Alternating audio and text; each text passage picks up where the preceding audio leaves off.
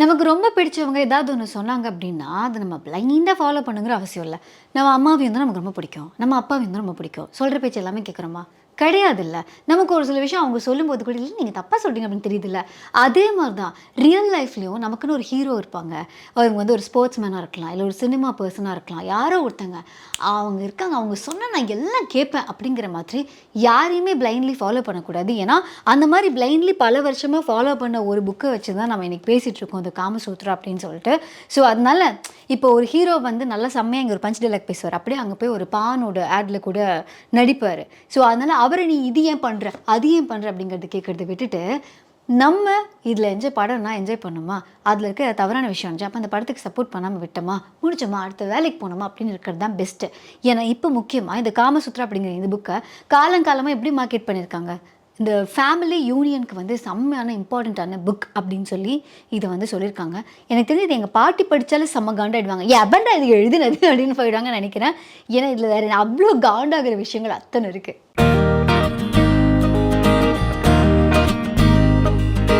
ஒரு Australian player நம்ம பிளேயரை பார்த்து லைட்டாக ஸ்லெட்ஜ் பண்ணாலே நமக்கு அவ்வளோ கோவம் வருது. அது ஒரே ஒரு இன்சிடெண்ட், அந்த ஒருத்தங்களை ஸ்லெட்ஜ் பண்ணாங்க. ஆனால் 1000 வருஷத்துக்கு முன்னாடி இவ்வளோ manipulation, planned manipulation in the name of dharma, இதுதான் கரெக்டு அப்படின்னு சொல்லியிருக்காங்க. ஸோ இந்த சரியை தவறுன்னு அப்போ அவங்க சொன்னதுனால இப்போ என்ன அதுக்கான ஆஃப்டர் எஃபெக்ட்ஸ் இருக்க போகுது அப்படின்னா, ஒரு விஷயத்த சரின்னு அப்படின்னு நமக்கு தெரிஞ்சால் நம்ம ரொம்ப கான்ஃபிடென்ட்டாக பண்ணுவோம், அண்ட் தவறுன்னு தெரிஞ்சு அதை பண்ணுறதுக்கு யோசிப்போன்னு இருக்கோம்ல. ஸோ சரி தவறு நமக்கு தெரியாதா, நம்ம புத்திக்கு தெரியாதானா? தெரியாது. அது எவ்வளோ வேணாலும் சூப்பராக மேனிப்புலேட் பண்ணலாம். ரீசெண்ட் எக்ஸாம்பிள் என்னென்னா நம்மளோட புக் ஷோலே பண்ணியிருப்போம், இந்த ஒன் சைல்டு பாலிசி சைனாவில் வந்து கொண்டு வந்திருந்தாங்க. ஸோ ஒரு காலகட்டத்தில் வந்து ஒரு குழந்தை தான் இருக்கணும், நாம் இருவர் நமக்கு ஒருவர் தான் அப்படின்னு சொல்லிட்டு பயங்கரமான கேம்பெயின்லாம் இருந்தது. 2வது குழந்தை பிறந்தா தூக்கி கொண்டு போய் கொல்றது, அந்த ப்ரெக்னென்ட்டான விமனோட வயிற்றில் அந்த குழந்தைய அபார்ட் பண்ணுறது, அவங்க உயிருக்கே ஆபத்துனால இதெல்லாம் பண்ணுறது, மிட்வைஸ் அத்தனை பேர், அண்ட் அந்த அபார்ட் பண்ண அந்த மிட்வைஃப்ஸ்லாம் வந்து எவ்வளோ பேடாக ஃபீல் பண்ணாங்க. இந்த மாதிரி நிறைய விஷயங்கள் அந்த டாக்குமெண்ட்ரியில் இருந்தது. பட் இதில் கவனிக்க வேண்டிய விஷயம் என்னென்னா, அந்த டாக்குமெண்ட்ரியில் யார் அந்த டாக்குமெண்ட்ரி எடுத்தாங்களோ அவங்க சொல்லியிருப்பாங்க அவங்களுக்கு வந்து ஒரு தம்பி இருந்திருக்கான். ஸோ நமக்கு எப்படி அக்கா தங்கச்சி அண்ணன் தம்பி இவங்கெல்லாம் இருக்கிறதுங்கிறது ஒரு காமனான ஒரு விஷயம் இல்லை. இவ்வளோ சாதாரணமான விஷயம் வந்து எப்படி ஒரு இடத்துல தப்பாக தெரியும். அவங்க சொல்கிறாங்க என் கிளாஸில் இருந்த யாருக்குமே கூட பிறந்தவங்க யாருமே கிடையாது, நேஷனே வந்து இது நோ அப்படின்னு சொல்லியிருக்கும் போது எனக்கு ஒரு தம்பி இருக்கிறதுங்கிறது எனக்கு அவ்வளோ கஷ்டமாக இருந்தது. என்னால் என் தம்பி அக்செப்ட் கூட பண்ணிக்க முடியல, அவ்வளோ பெயின்ஃபுல்லாக இருக்கும், எனக்கு வெளியில் சொல்கிறதுக்கு சங்கட்டமாக இருக்கும் அப்படின்னு சொல்லிட்டு. ஏன்னா எனக்கு தம்பி இருக்கான், நாட்டில் வந்து தம்பி தங்கச்சியாக இருக்கக்கூடாது, ஒரே குழந்தையாக இருக்கணும்னு சொன்னாங்க அப்படிங்கிறனால. ரொம்ப நார்மலாக நம்ம நாட்டில் இருக்கிற விஷயம் அந்த நாட்டில் இருந்தவங்களுக்கு அவ்வளோ வந்து மனசை வளைச்சிருக்கு அப்படின்னா, அது வந்து எத்தனை பெண்கள் அதனால வந்து உயிரிழந்திருக்காங்க, எத்தனை பேர் தன்னோட குழந்தைய வெளிநாடு கடத்தி கொடுத்துருக்காங்க. இந்த மாதிரி நிறைய விஷயங்கள் அந்த ஒரு பாலிசினால் நடந்தது. சரி தவிர அந்த குழந்தை பெற்றுக்கிறதுங்கிறத திருட்டுத்தனம் பண்ணுற மாதிரி தே ஃபெல்ட். ஒரு மதர்ஹுட்டுங்கிற ஃபீலிங் எப்படி இருந்திருக்கணும். ஆனால் லீகலாக பிறந்த குழந்தையாக இருந்தாலுமே நாட்டில் இந்த சட்டம் போட்டாங்கிற போது அவங்களுக்கு அவ்வளோ உறுத்துது, அவ்வளோ கஷ்டமாக இருக்குது. அதே மாதிரி தான் இவங்க அப்போ சொன்ன நிறைய விஷயங்கள் இப்போ வரைக்கும் கடைப்பிடிக்கும் போது அது அவங்கள பொறுத்த வரைக்கும் சரி, அங்கே சாஸ்திரத்தில் எழுதிட்டு அவர் போயிட்டாரு, 1000 வருஷம் ஆச்சு அவர் எழுதிட்டு போனது. ஆனால் இது ஏன் அவங்க சொன்னாங்க, இதை நம்ம ஏன் ஃபாலோ பண்ணுறோம் அப்படிங்கிற அந்த குவெஸ்டினே கேட்காம பெரியவங்க சொன்னால் கரெக்டாக தான் இருக்கும் அப்படின்னு சொல்லி ஃபாலோ பண்ணி எந்த அளவுக்கு மன உளைச்சலுக்கு எத்தனை ஜென்ரேஷன் ஆக்கியிருப்பாங்க.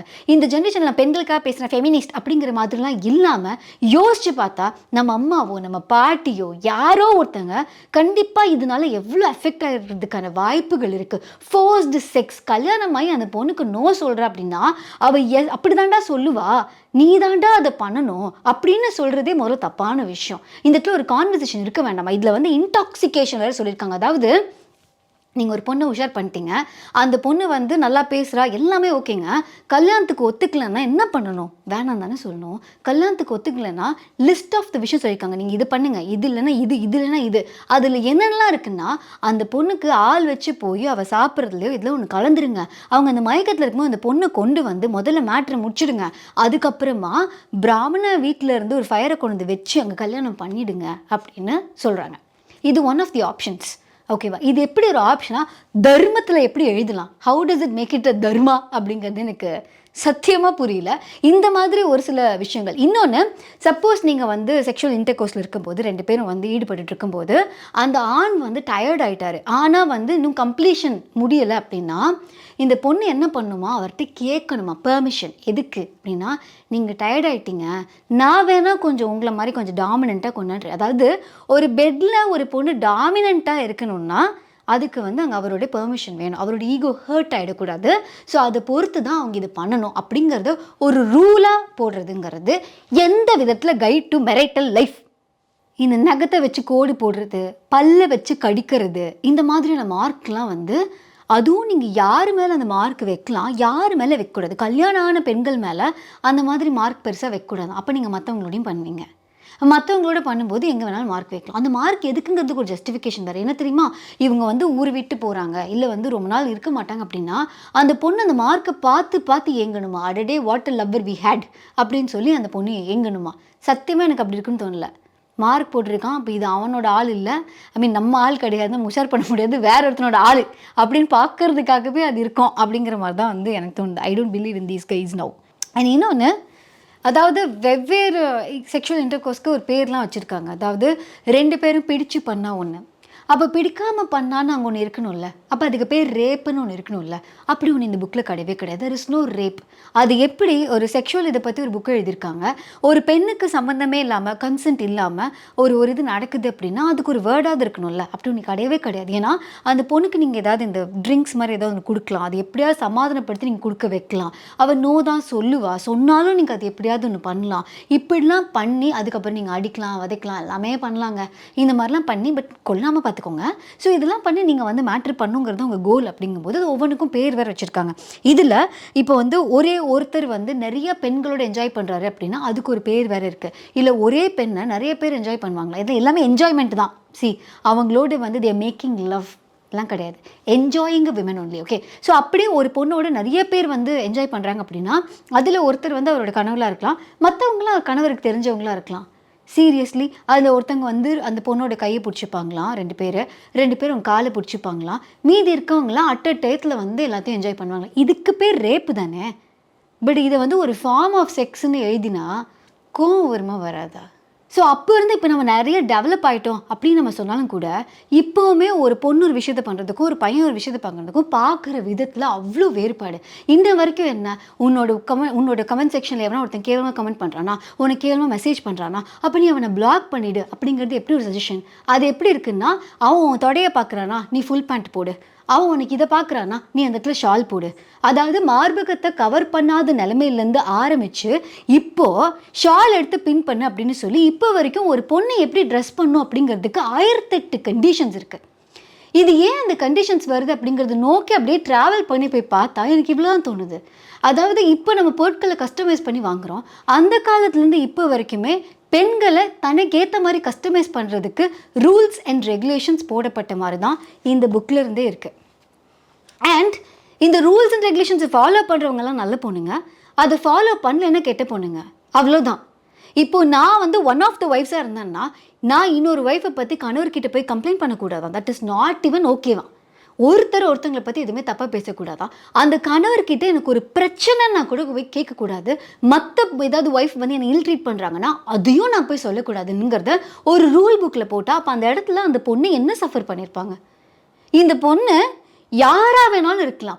இமேஜின் இப்போ வந்து நான் அவங்களோட அம்மா அப்பா பற்றி யோசிச்சு பாருங்களேன். அவங்க வந்து கல்யாணம் பண்ணி ஒரு பொண்ணுக்கு வந்து இப்போ நல்ல இடத்துல கிடச்சிட்டாங்கன்னு சொல்லி கல்யாணம் பண்ணி கொடுக்குறாங்க.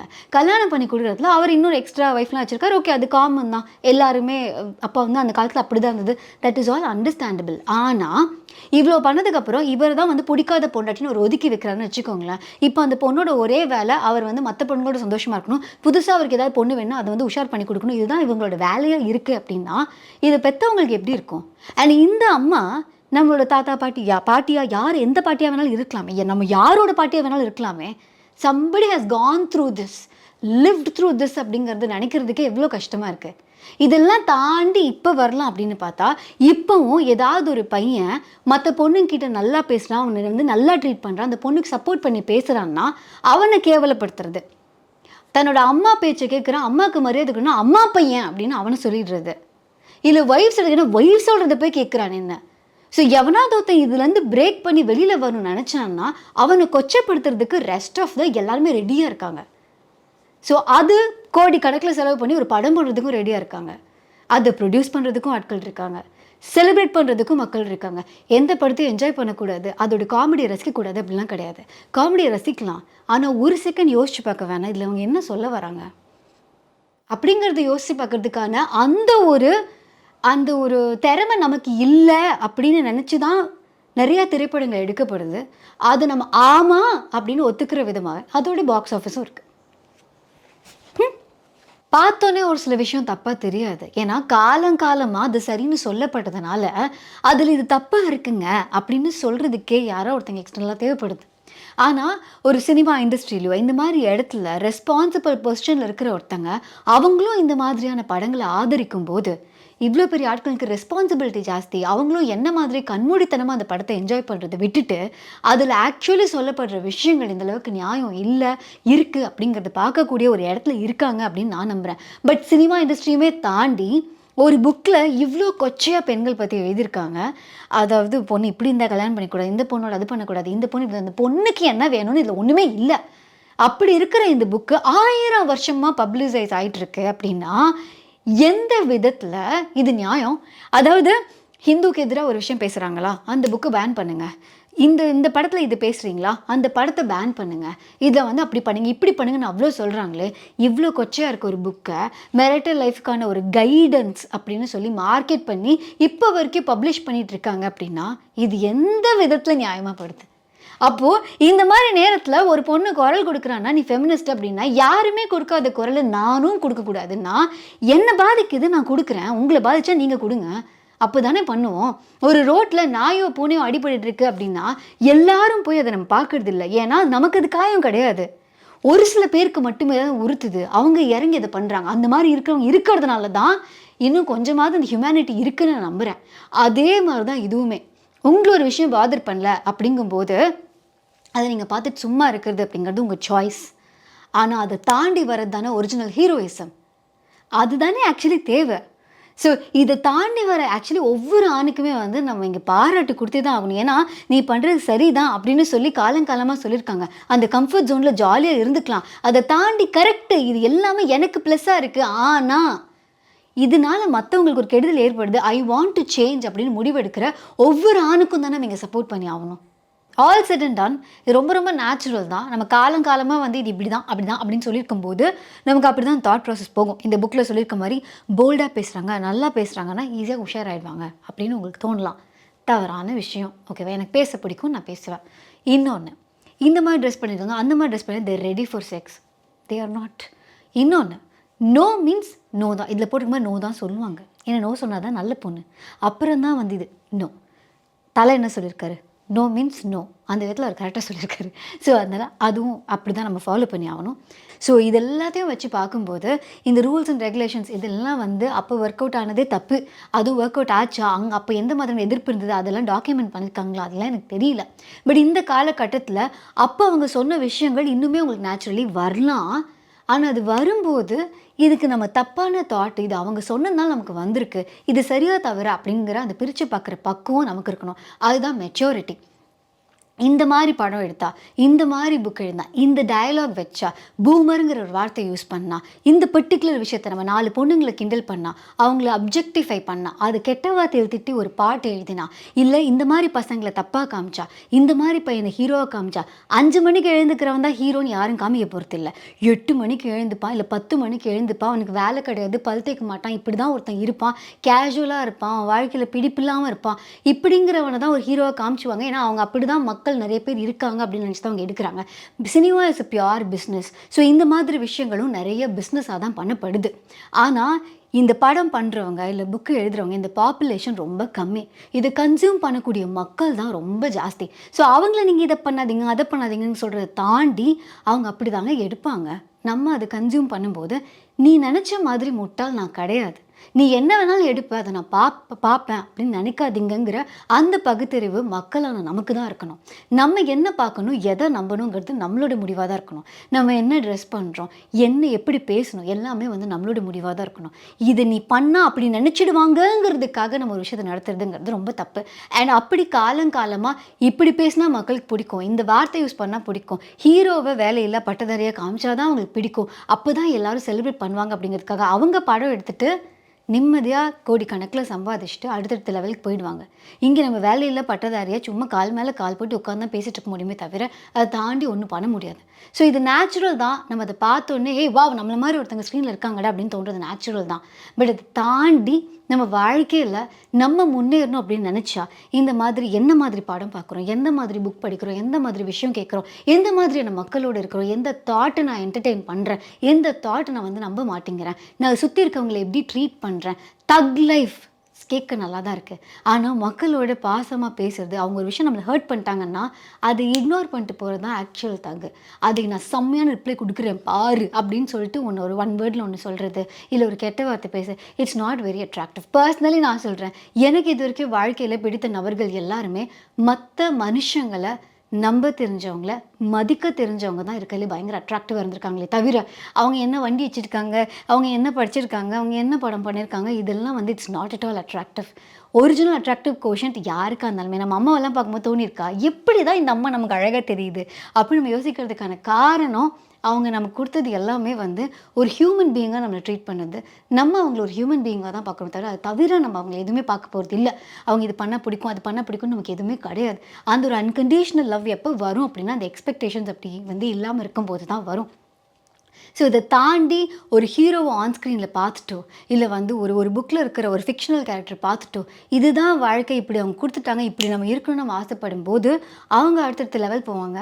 நம்ம லைஃப்பில் எங்கேயுமே மூவ மாட்டோம். அன்ஹாப்பியான லைஃப்ங்கிறது ரொம்ப நார்மலான யதார்த்தமான ஒரு விஷயமா மாறிடும். லைஃப் வந்து ஹோல்சமாக ஃபுல்லாக இருக்கணும் அப்படின்னா நம்மளுடைய முடிவுகள் எந்த ஒரு இன்ஃப்ளூயன்ஸும் இல்லாமல், மற்றவங்க சொல்கிறது பிளைண்டாக பிலீவ் பண்ணாமல் 100 பேர் சேர்ந்து ஒருத்தனை கலாய்க்கிறது ஈஸி. ஆனால் அந்த தனியாக இருக்கவன் வந்து எப்படி அதை ஹேண்டில் பண்ணுறான் அப்படிங்கிறது தான் முக்கியம். ஸோ இந்த சொல்லுவாங்க ஜென்ரலாக வந்து இந்த மாப் மென்டாலிட்டின்னு ஒன்று சொல்லுவாங்க. நமக்கு ஒரு 10 பேர் ஒன்றா சேர்ந்துட்டோன்னா ஒரு விஷயத்தை நம்ம கலாய்க்கணும் முடிவு பண்ணிட்டோன்னா ஈஸியாக நம்ம கலாய்ச்சிட முடியும். பட் அதுக்கு தைரியம் தேவையில்லை. தனியாக இருக்கும்போது நம்ம வாழ்க்கையில் என்ன பண்ணுறோம் அப்படிங்கிறது தான் கடைசி வரைக்கும் வந்து ஹெல்ப்ஃபுல்லாக இருக்கும். ஸோ அந்த மாதிரி மாப் மென்டாலிட்டியோட ஒரு ஒரு ஒரு ஒரு விஷயத்தை எழுதி இது ஒரு மாப் மென்டாலிட்டியாக வந்து ஆயிரக்கணக்காக வந்து ஃபாலோ பண்ணிகிட்டு இருக்காங்க. ஒரு தனி நபராக நீங்கள் ஆணோ பெண்ணோ, ஏன்னா பெண்களும் வந்து நிறைய மேல் ஷாப்டிஸ்டிக் பெண்கள் இருக்காங்க, அது பகுத்தறிவு இல்லாத பெண்களையும் நான் மீட் பண்ணியிருக்கேன், ஃபேமிலிலேயே இருக்காங்க. ஸோ அதனால நமக்கு வந்து நம்மளோட கேள்வி, நம்மளோட முடிவு நம்மக்கிட்ட தான் இருக்குது. இப்போ நம்ம ட்ரீட் பண்ணுறது சரியாக தப்பா, அவங்க ட்ரெஸ் பண்ணுறது இப்படி சொல்கிறது சரியா தப்பா, நம்ம அந்த மாதிரி ட்ரெஸ் பண்ணுறதுக்கு ஒருத்தவங்க யாரோ சொன்னாங்கன்னா அது கரெக்டாக இருக்குமா, யாரோ ஒருத்தவங்க வந்து நிற்கிறாங்க ஏஞ்சின்னு நமக்கு சொன்னால் நமக்கு அது ஓகேவாக இருக்குமா, நமக்கு அது ஓகே இல்லைன்னா அது இன்னொருத்தவங்களுக்கும் ஓகேவாக இருக்கக்கூடாது தானே. அதை வந்து நம்மளாக பகுத்தறிவுப்படுத்தணும். ஸோ எதை வேணாலும் படிங்க, எதை வேணாலும் பாருங்கள், பட் எண்ட் ஆஃப் த டே அது உங்களை இன்ஃப்ளூயன்ஸ் பண்ண விடாமல், இந்த வீடியோ கூட அப்படி தான், இது உங்களை இன்ஃப்ளூயன்ஸே பண்ணக்கூடாது. இது மூலமாக நீங்கள் யோசிக்கணும், உங்களை யோசிக்க வைக்கணும். அந்த மாதிரி விஷயங்கள் நிறைய பாருங்கள். அண்ட் இந்த புக் நான் முன்னாடி சொன்ன மாதிரி இது வாங்கி படிங்கன்னு நான் சொல்ல மாட்டேன். நிறைய நல்ல புக்ஸ் இருக்குது. அது நீங்கள் புக் ஷோ யூடியூப் சேனல் நீங்கள் வந்து எக்ஸ்ப்ளோர் பண்ணலாம். அண்ட் இந்த வீடியோ உங்களுக்கு பிடிச்சிருந்தா லைக் பண்ணுங்கள், கமெண்ட் பண்ணுங்கள். கண்டிப்பாக வந்து விவாதங்கள் இருக்க தான் செய்யும். கெட்ட வார்த்தை யூஸ் பண்ணாமல் கமெண்ட் பண்ணிங்கன்னா பெட்டராக இருக்கும். அண்ட் அடுத்ததாக வந்து லாஸ்ட் ஒன், இது வந்து நீங்கள் யாருக்கு ஷேர் பண்ணணும்னு நான் சொல்வேன்னா, முடிஞ்சால் உங்களுக்கு தெரிஞ்ச பெண்களுக்கு ஷேர் பண்ணுங்கள். ஏன்னா எண்ட் ஆஃப் தி டே வந்து நமக்கு இதுன்னு சொல்லி ஒரு கூண்டுக்குள்ளே இருக்க பறவைக்கு அந்த கூண்டு தவிர எதுவுமே தெரியாதுன்னு சொல்லுவாங்க. ஒரு அக்வாரியமில் நடக்கிற மீனுக்கு சந்தோஷமாக இருக்கும்போது தான் தெரியும், ஏன்னா அதுக்கு வெளியில் உலகம் இருக்குன்னே தெரியாது. அந்த மாதிரி மென்டலி சோஷியலி நிறைய பெண்களை வந்து கண்டிஷன் பண்ணி வச்சுருக்காங்க. இதுதான் சரி, இப்படி இருந்தால் நீ நல்ல பொண்ணு அப்படின்னு சொல்லிட்டு.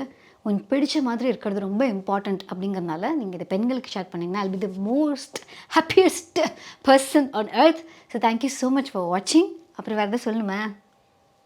எதுவுமே சொல்ல வேண்டாமா? டாட்டா பை பை மட்டும் சொல்லப்போகிறேன். டாட்டா பாய். இந்த வீடியோவில் கீழே வந்து உங்களுக்கு ரெகுலர் ஜோஷ் இல்லைன்னு யாராவது சொன்னீங்கன்னா நான் வந்து டயர்ட் ஆகிடுவேன். எவ்வளோ என் மண்டையை குடஞ்சிருக்காங்க தெரியுமா உங்களுக்கு?